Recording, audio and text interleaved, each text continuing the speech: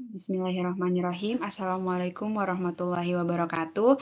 Perkenalkan, nama saya Dharma Ardianti Putri dengan NIM O1A124012. Pada kesempatan kali ini saya akan mempresentasikan materi mengenai stabilitas obat, terutama stabilitas pada obat glimepiride, di mana presentasi ini saya susun di bawah bimbingan Dr. Rernat Haji Ahmad Zaini, MSI, selaku dosen pengampu pada mata kuliah farmasi fisika. Lanjut. Nah, di sini kita singgung sedikit saja mengenai apa itu glimepiride. Jadi, glimepiride itu merupakan obat antidiabetik oral yang digunakan untuk mengobati penyakit diabetes mellitus tipe 2. Yang berarti obat ini tidak boleh diberikan pada pasien dengan diabetes mellitus tipe 1, ketoasidosis diabetik, atau yang alergi terhadap sulfonylurea atau sulfonamid. Karena glimepiride sendiri ini itu merupakan turunan dari sulfonylurea dan tidak dianjurkan juga untuk ibu hamil atau menyusui. Nah, kita akan bahas lagi mengenai apa itu stabilitas obat secara umum. Jadi, kestabilan obat itu merupakan kemampuan suatu produk farmasi untuk mempertahankan identitas kimia, potensi, kualitas, dan kemurniannya selama masa simpan dan dalam kondisi penyimpanan tertentu. Tujuan utama dari studi kestabilan ini itu menjamin keamanan dan efektivitas obat selama penggunaannya. Nah, kemudian ada beberapa faktor yang mempengaruhi kestabilan obat. Yang pertama itu ada suhu. Suhu dapat mempercepat degradasi kimia. Jadi degradasi kimia itu kerusakan atau perubahan struktur kimia obat. Kemudian kelembapan yang menyebabkan hidrolisis, di mana reaksi obat dengan air yang menyebabkan kerusakan. Kemudian ada cahaya yang menyebabkan fotodegradasi. Apa itu fotodegradasi? Fotodegradasi itu kerusakan obat akibat paparan cahaya, terutama cahaya matahari atau UV. Kemudian faktor yang keempat ada oksidasi, di mana reaksi obat dengan oksigen atau udara yang bisa merusak struktur dari obat tersebut. Kemudian yang terakhir ada pH, di mana obat terutama mungkin glimepiride dia itu sensitif terhadap kondisi asam atau basah. Jadi pH-nya itu harus netral.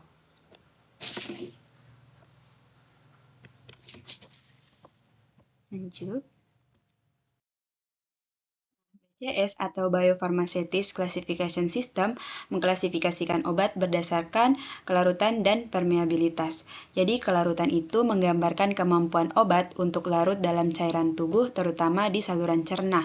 Sementara permeabilitas itu menggambarkan kemampuan obat untuk menembus membran usus dan masuk ke aliran darah. Nah, klasifikasinya itu ada 4 kelas. Kelas pertama itu kelarutan tinggi, permeabilitas tinggi.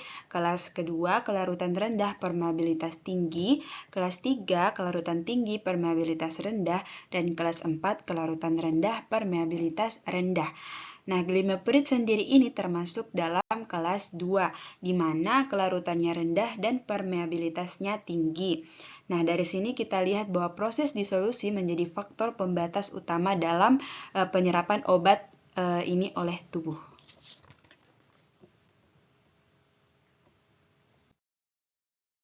Kemudian ada sifat kimia glimepiride. Secara kimia, glimepiride merupakan turunan sulfonylurea, di mana obat ini itu stabil pada pH netral sampai sedikit asam, tetapi dia rentan hidrolisis dalam kondisi basah.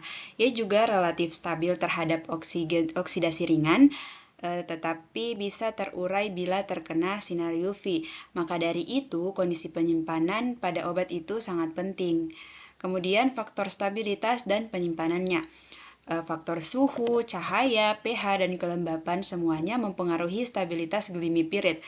Oleh karena itu, obat ini sebaiknya disimpan pada suhu ruang 15-30 derajat Celcius dalam wadah tertutup rapat dan terlindungi dari cahaya serta kelembapan agar kualitasnya tetap terjaga.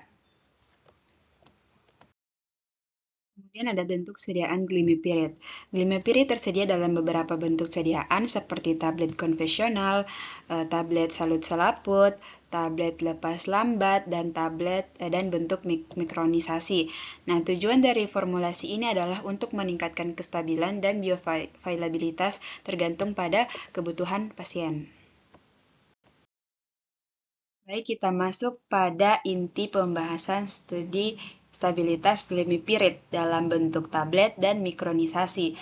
Nah, tujuan studi stabilitas ini itu untuk mengevaluasi sejauh mana glimepiride dalam dua bentuk sediaan tersebut yang tablet dengan mikronisasi dapat mempertahankan kestabilan kimia dan farmasetiknya selama penyimpanan dan penggunaan. Kemudian bentuk sediaan yang dikaji memiliki perbedaan. Yang pertama, tablet itu bentuk padat standar, kemudian biasanya tanpa teknologi khusus untuk meningkatkan kelarutan. Sementara mikronisasi, dia itu bentuk partikel mikronisasi atau partikel yang ukurannya itu kurang dari 10 mikrometer, yang dimana dia itu untuk meningkatkan luas permukaan dan laju disolusi. Nah, parameter apa saja sih yang dinilai dalam stabilitas obat ini?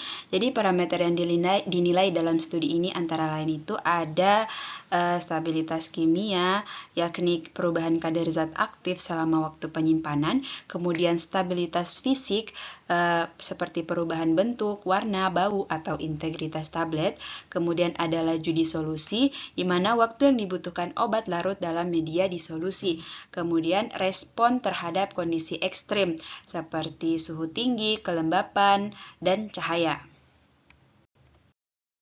Nah, dari contoh kasus yang kita ambil, obat glimepiride dalam bentuk tablet dan mikronisasi tadi, kita bahas disolusi dan difusinya. Jadi, karena glimepiride memiliki kelarutan rendah, ia harus larut dulu dalam saluran cerna sebelum dapat diserap. Ini disebut sebagai disolusi, di mana disolusi itu yang menjadi tahap pembatas laju. Kemudian pada teknologi mikronisasi atau bentuk mikronisasi tadi, ukuran partikel itu diperkecil sehingga luas permukaan meningkat dan laju disolusi lebih cepat. Kemudian difusi. Nah, setelah larut, glimepiride berdifusi secara pasif melalui membran usus ke dalam aliran darah. Karena permeabilitasnya tinggi, kecepatan absorpsi ini sangat tergantung pada kecepatan disolusinya. Nah, ini dia beberapa faktor yang mempengaruhi disolusi. Yang pertama ada ukuran partikel, di mana mikronisasi mempercepat disolusi. Kemudian ada pH saluran cerna, di mana glimepiride lebih larut di pH usus, yaitu pH 6-7 dibandingkan pH lambung, yaitu pH 1-3. Kemudian ada makanan. Makanan berlemak dapat meningkatkan kelarutan dan absorpsi. Dan yang terakhir ada jenis formulasi seperti fast release atau extended release yang dapat mempengaruhi onset dan durasi efek. Ini bisa dibilang kayak pelepasan cepat atau pelepasan lambat, di mana pelepasan cepat itu dia bertujuan agar obatnya tuh berefek lebih cepat. Kalau pelepasan lambat itu agar efeknya lebih lama di dalam tubuh, efek obatnya. Nah, ini hasil studi pembanding perbedaan antara tablet dan mikronisasi. Jadi bisa kita lihat di sini bahwa bentuk mikronisasi menunjukkan disolusinya itu lebih cepat dan absorpsi yang lebih baik. Dia itu kelarutannya tablet terbatas. Kalau mikronisasi itu lebih baik di pH usus. Kemudian sensitivitas terhadap suhu itu mikronisasi dia agak lebih sensitif jika tidak terlindungi, sedangkan tablet dia stabil relatif. Kemudian efek cahaya UV. Kalau tablet dia tuh dapat terdegradasi, kalau mikronisasi juga rentan terdegradasi. Kemudian stabilitas di pH ekstrim. Dia sama dapat menurun pada pH basah. Kemudian performa klinis, dia kalau tablet itu onsetnya lebih lambat. Sementara mikronisasi efeknya itu lebih cepat. Onsetnya itu lebih cepat. Kemudian implikasi klinis dari kedua obat tersebut. Jadi yang pertama itu gunakan tablet mikronisasi untuk efek terapi yang lebih cepat, misalnya saat dikonsumsi setelah makan. Yang kedua, simpan obat dalam wadah tertutup rapat, jauh dari panas dan cahaya. Kemudian dalam bentuk mikronisasi memerlukan kemasan yang lebih protektif, misalnya disimpan dalam blister aluminium foil, bukan hanya dalam botol plastik biasa. Dan kesimpulan yang dapat kita ambil dari contoh kasus yang kita ambil tadi bahwa mikronisasi secara signifikan meningkatkan kecepatan disolusi glimepirid yang sangat penting karena glimepirid termasuk tadi BCS kelas 2.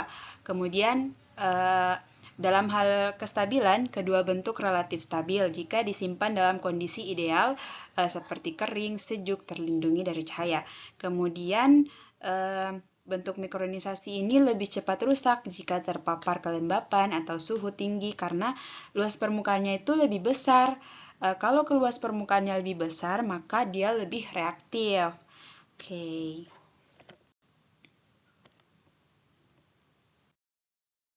Nah, itulah tadi pemaparan materi mengenai stabilitas obat glimepirid, terutama pada sediaan tablet dan mikronisasi. Semoga apa yang saya sampaikan bermanfaat bagi diri saya sendiri dan teman-teman sekalian yang menonton dan melihat pemaparan materi yang saya sampaikan. Kurang dan lebihnya mohon dimaafkan. Wabillahi taufiq wal hidayah. Wassalamualaikum warahmatullahi wabarakatuh.